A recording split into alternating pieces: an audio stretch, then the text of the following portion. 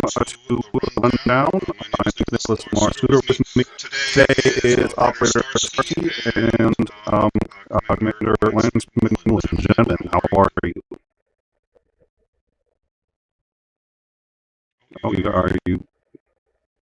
Can you gentlemen hear me?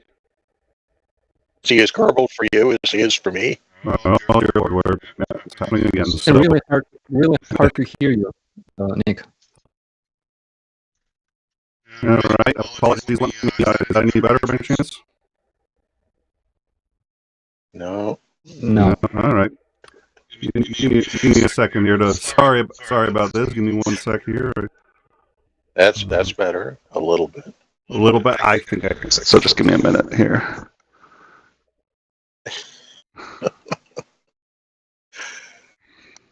It's always something. All right. How's that? That's good. That's good. I can hear you. All right. So, and then let's make sure we see Starsky's beautiful face in the center there. So we'll get Starsky up, and then and then we'll get started. Oh, it's gonna. Once again, I swear to God, this is it's going to give us a hard time. There's nothing I can do about it.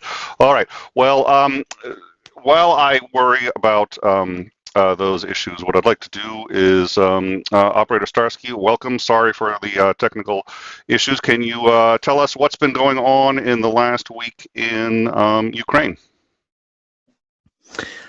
Sure. Thank you so much, Nick. A lot of very important decisions were made in Europe and around the world regarding Ukraine, regarding this war. We all know that Germany officially agreed to deliver their Leopard tanks, as well as they gave permission to all other countries regarding delivering those tanks to Ukraine. And also we received information from the US that the US will also deliver 31 Abrams tanks to Ukraine. And I remember that on the previous stream we were discussing that the reason why those tanks weren't delivered was literally because of logistic issues and the infrastructure that was needed to maintain those tanks in Ukraine. And obviously the US developed or solved those issues. They developed a way to deliver them here and make sure that those tanks will be operating and maintained properly. And as soon as those news became public in Ukraine, we had a bunch of attacks. First attack happened 2 days ago in the night. A bunch of Iranian-made drones were launched at Ukrainian cities. We know that 15 of them were shot down only over Kiev. It makes it 100% of drones shot down over Kiev, but we know that some of them reached their targets. We know, I believe in Dnipro there was an explosion, and unfortunately one power worker died. And during the next day,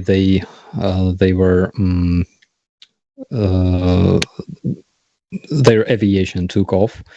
And we had 3 or 4 air alerts in Kyiv, but nothing happened. But the next morning, there was a massive missile attack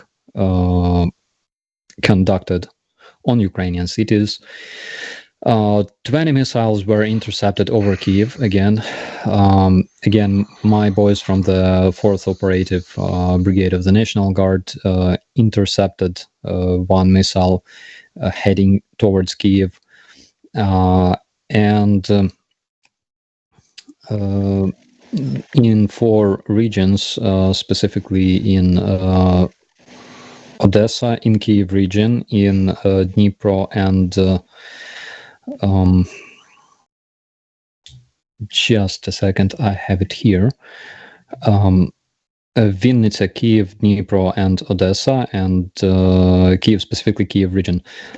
Some impacts were reported. We know that some power infrastructure was damaged, and also it is reported that almost all kinds of missiles that were available to Russians were used during this attack. We're talking about 𝐒𝐸𝐽-101, 𝐒𝐸𝐴555, 𝐒𝐸47, Caliber missiles, 𝐒𝐸59, and we also know that Russian terrorists used their hypersonic missiles 𝐓𝐢𝐬𝐞, and those were aimed specifically at Kyiv and targets in Zaporizhia.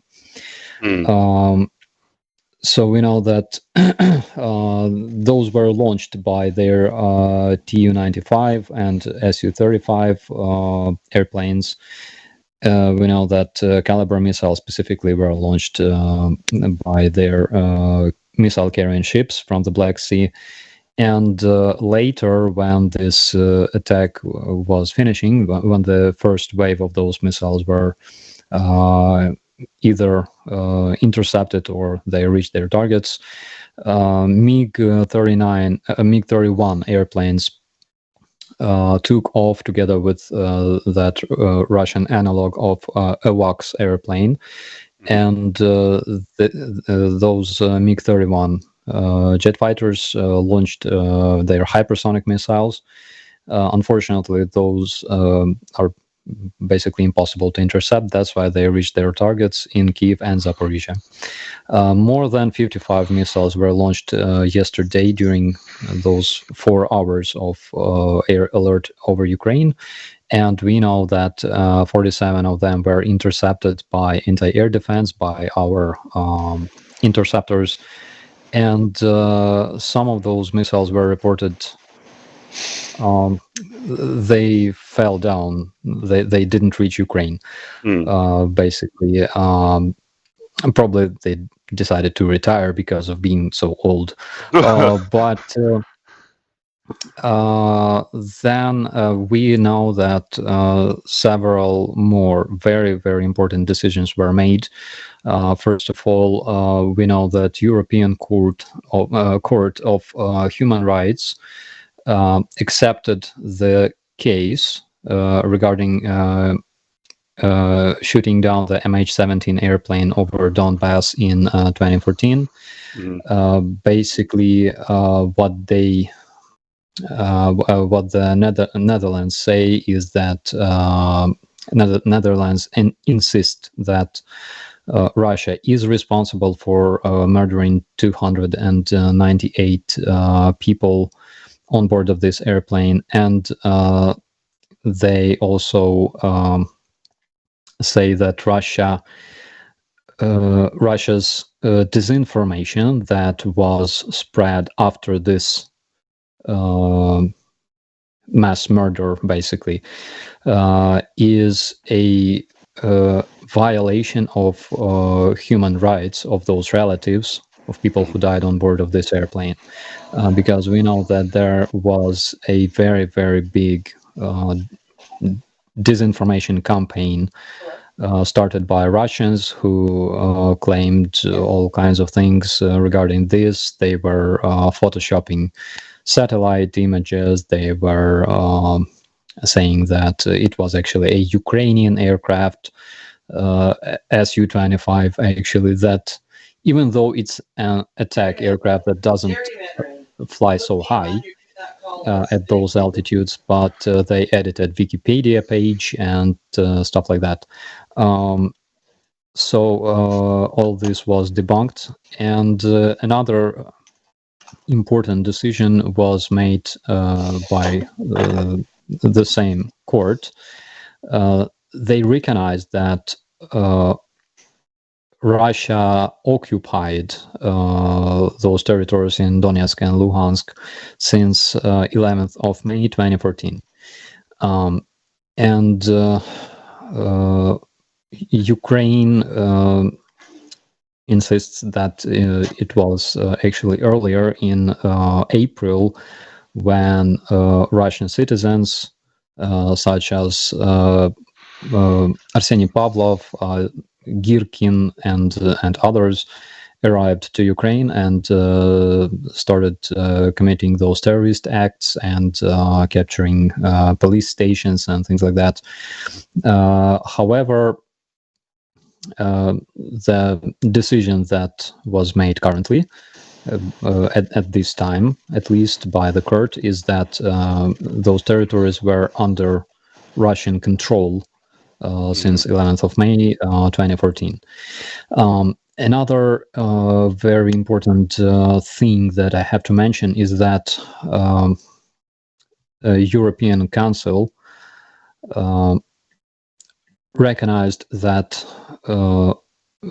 Russian invasion in Ukraine has signs of a possible genocide of Ukrainian nation, and also that they produce huge amount of disinformation, basically using their propaganda to justify this genocide of Ukrainian nation. They also recognize that Russia's main goal is to eliminate Ukrainians.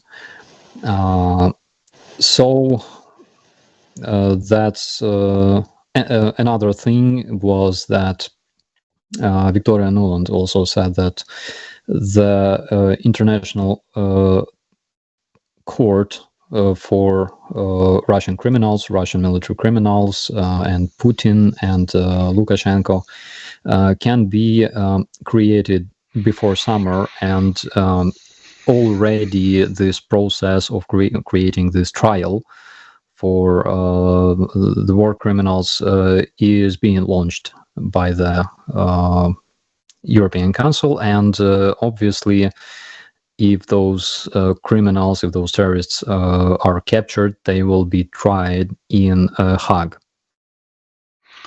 So, all right. So, because the Hague will not try anybody in absentia, basically they can issue like an arrest warrant. They can't extradite because Russia is not a member of the International Criminal Court. So they have to wait until they try to travel, or there's some way to snag them, and then try them for war crimes. Is that roughly accurate?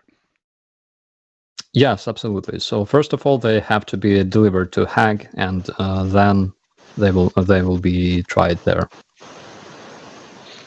All right.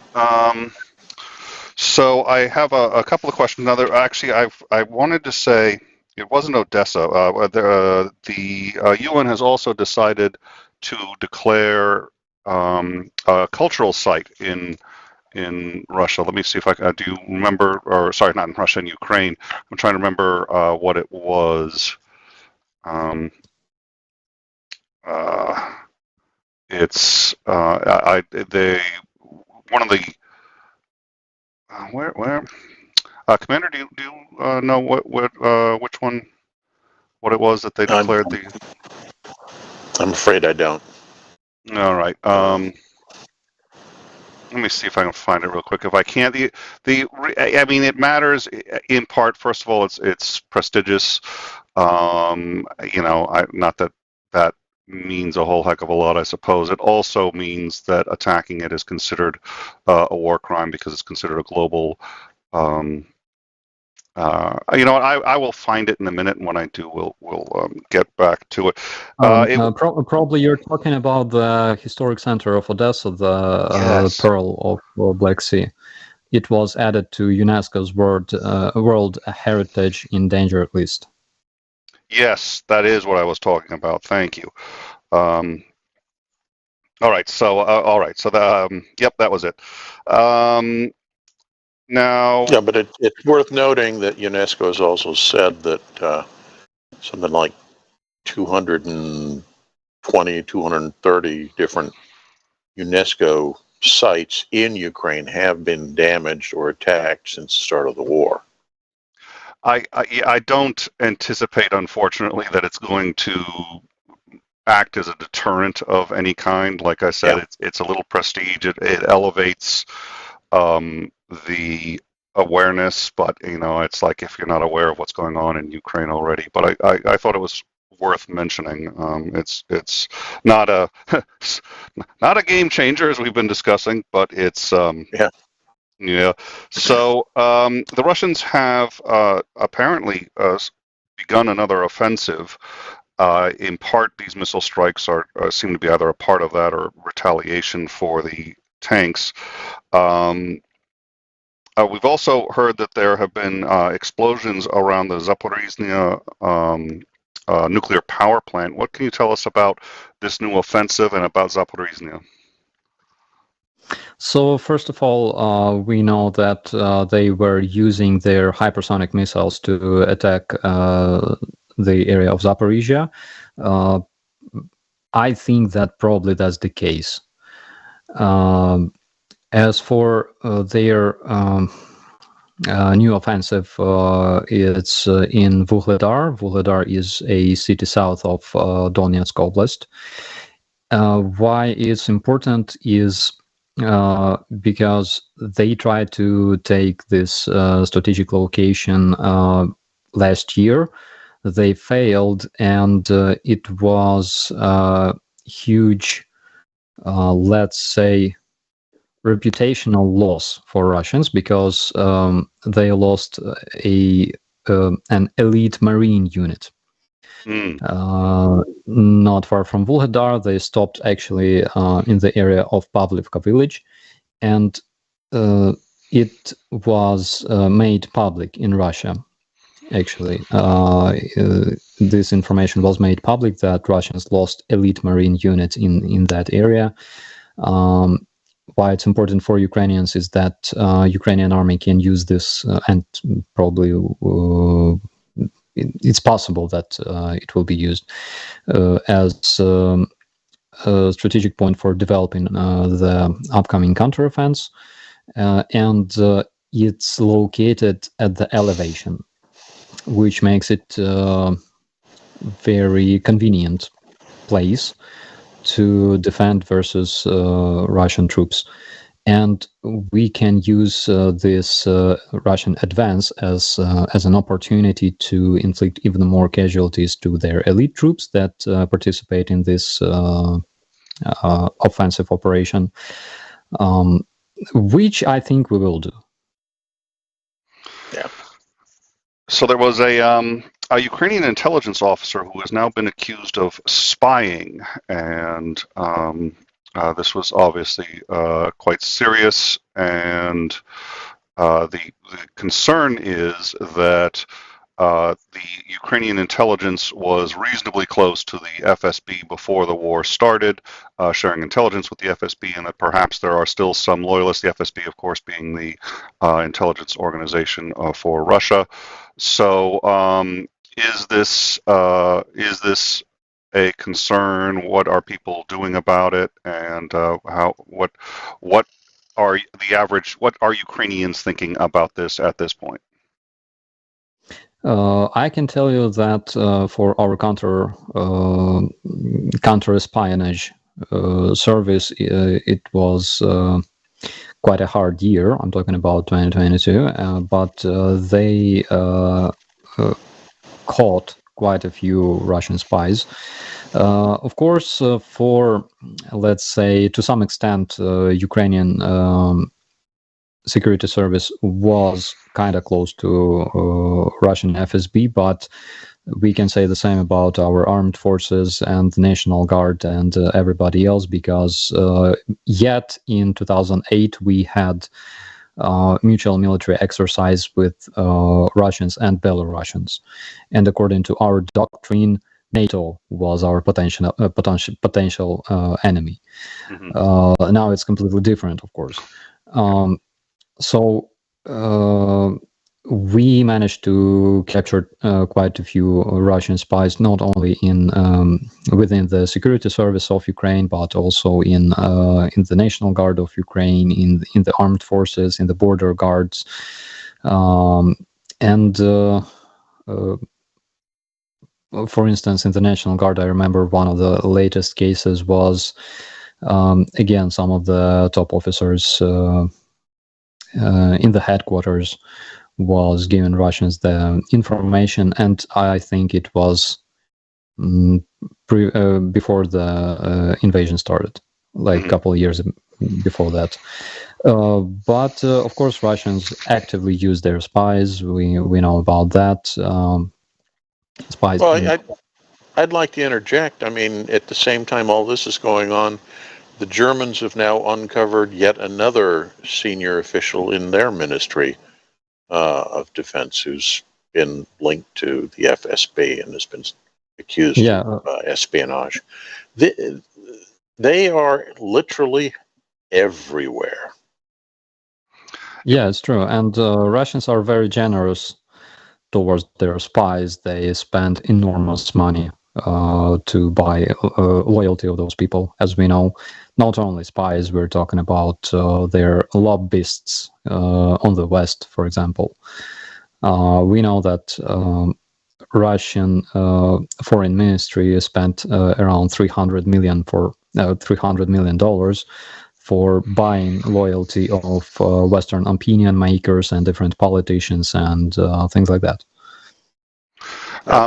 I'm sure this could be another show, Commander. You and I have had this discussion before, but briefly, do you have any concerns that there's been any significant infiltration of either spies, double agents, or agents, even maybe perhaps unaware that they're being used as agents, sort of the useful idiots from Russia into the United States? Oh, absolutely. I think there's actually reasonable evidence to suspect that the previous president was unknowingly, probably, but definitely an agent of interest for the Russians. And there are plenty of others. You look at certain political people who magically have big industrial projects started in their states that are financed by Russia.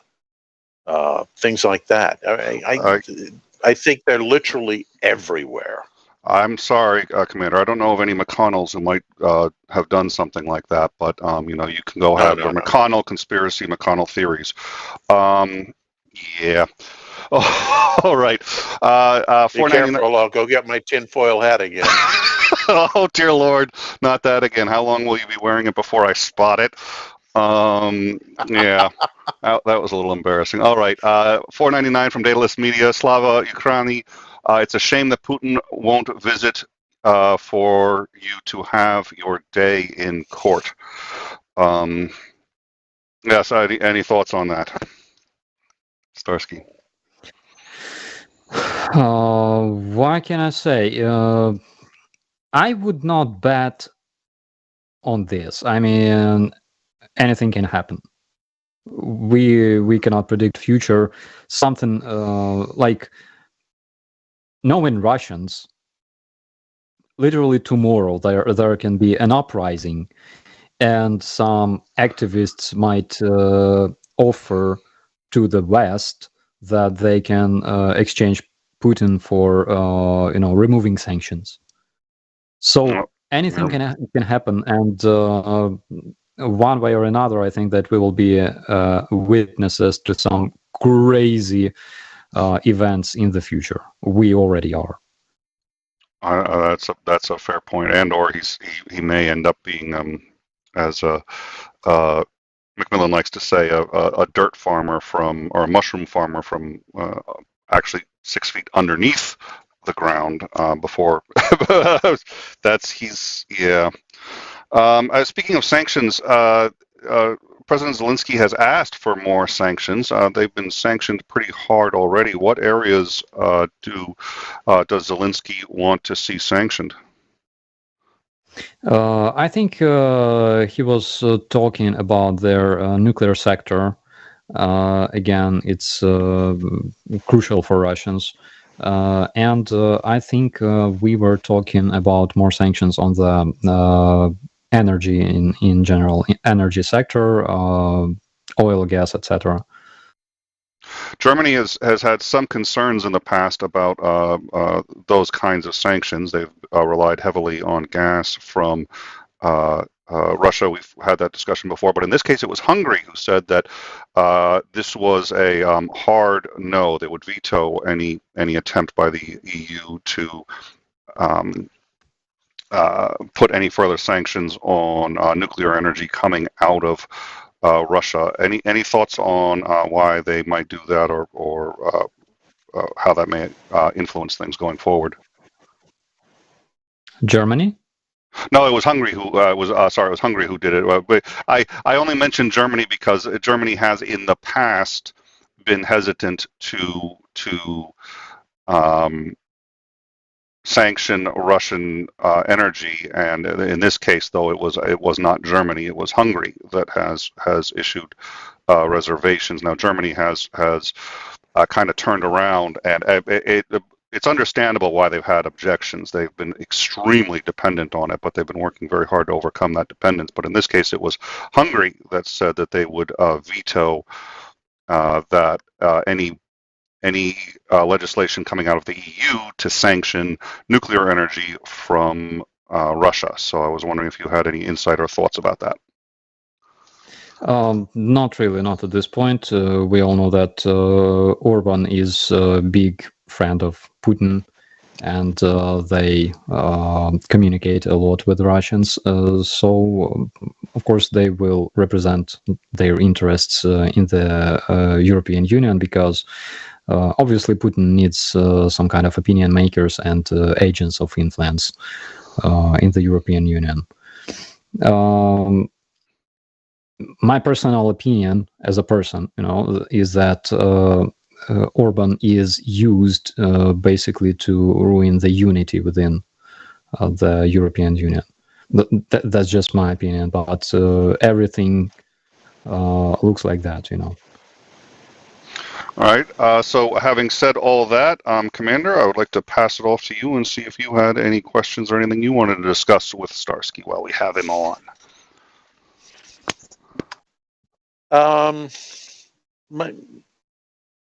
This may be speculative, and it also may be something he would prefer not to answer. But I'm curious how long you think it will take before the announced tank deliveries start actually showing up on the front lines. I think that we're talking about March, April. Okay. Which, yes. Purely coincidentally might correspond to when, an offensive might kick off in the spring. Actually, no, because Russia might start their offensive already in the end of the February. So this help that is coming to Ukraine, we're talking about tanks. I'm afraid it will be kind of late because, again, it takes around 40 days to train personnel for operating Leopard tank, for example. And we don't have that time. In 40 days, it will be like February, like March. So this offensive probably will already start by then, and we also know that delivery of Abrams tanks will take quite a few months. I think one of the earliest dates that was called was August or something. Unfortunately, that will be too late. Russian offensive will already begin. We know that they are bringing around 100 soldiers more to the Ukrainian territory, to the occupied territory, and we know that there is already around 300 men concentrated on the occupied territories. So, roughly saying, they will bring 500,000 people here, and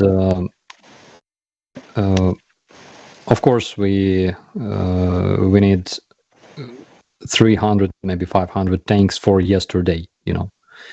That's the problem. Sounds good. I see you have a graphic up there. Yeah, so I just put up a shot of the tanks that we have so far that we know of. 14 Challenger 2s from Great UK. Britain. Yeah, 31 Abrams from the U.S. Leopards, 14 each from Germany and Poland. So, and then I guess that's is that Spain down there is looking at up to. Yeah, Yeah. the Spanish promised tanks, those are going to be really a long term if they ever get there at all.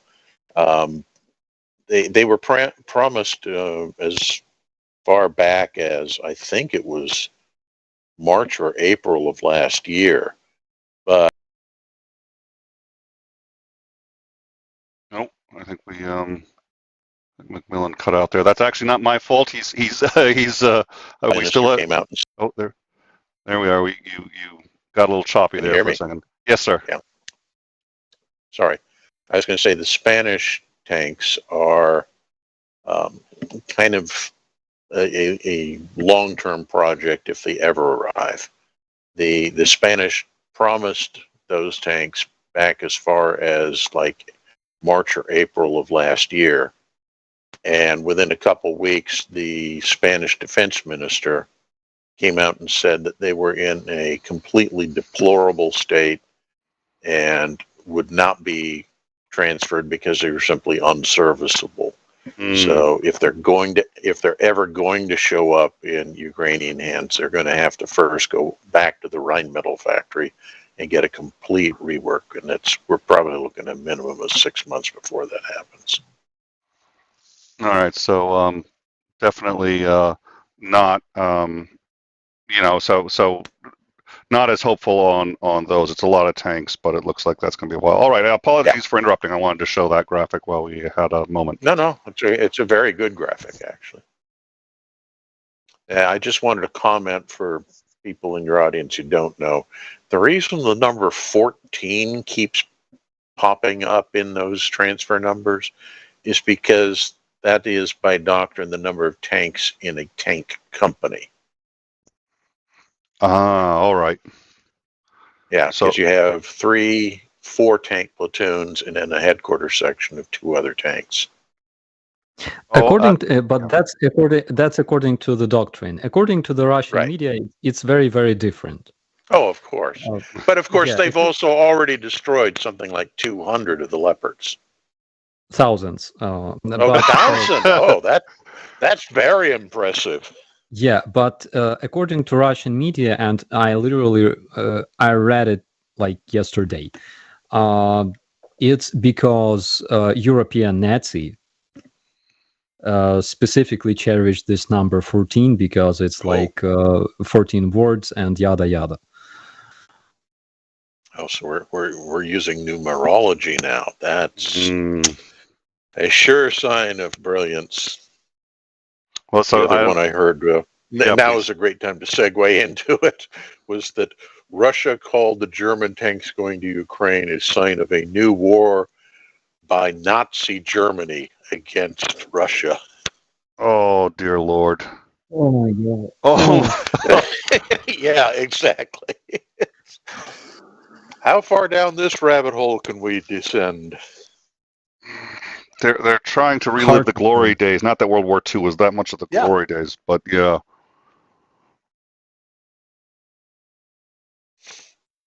Oh. What were you going to say, Starsky?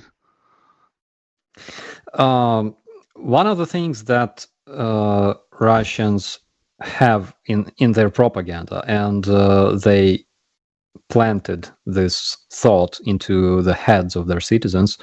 I know because I specifically studied this subject, is that they like to say that they want, with this invasion in Ukraine, they want to finish all those Nazis that they didn't finish after the World War II. So basically, they distorted reality so much that their yesterday's allies, such as the UK, the US, France, and other countries, they're considered Nazi countries. Because nobody cares. They don't speak Russian, that's why they're Nazi, you know. And they have a lot of that. It's like it's a very solid thought in their minds that they have to finish all other Western countries because they're Nazi. They didn't finish them back in the World War II. Oh, well. Oh dear Lord. So, any other questions, Commander? No, not really. All right. So before we go, I did want to talk about the new channel that you are starting, about the newest operator in the Ukrainian Army, Operator 𝐓𝐢𝐬𝐿𝐥𝐚𝐬, who I think is, as we said earlier, more popular than you are. Could you tell us who he is and what's his channel going to look like? Yeah, absolutely. So basically, he's my dog. And he always receives more likes, more impressions than my content. That's why, yeah, probably eventually I will end up, renaming my channel to Operator 𝐓𝐢𝐬𝐿𝐥𝐚𝐬, and just but I will do that after the war, I promise.